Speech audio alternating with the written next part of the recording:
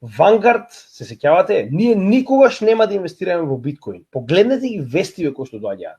Значи, после BlackRock кој што има 13,5 трилиони долари, Vanguard со малку помалку од 10 трилиони е втората најголема корпорација Assets Under Management во светот, каде што верувале или не, официјално од денес, voila, iBit iShares Bitcoin Trust ETF на Vanguard, каде што моментално се дозволува неговите клиенти, зборуваме за Vanguard, како втора најголема корпорација со Assets Under Management, да купуваат биткоин.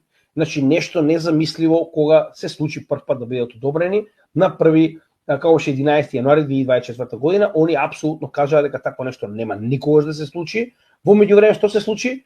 Го избрка CEO-то на Vanguard, кој што беше повеќе од 20 години, поставија нов CEO, се сеќавате кој беше новиот CEO? Тоа беше лицето кое што го водеше процесот за одобрување на биткоин спот ETF на BlackRock,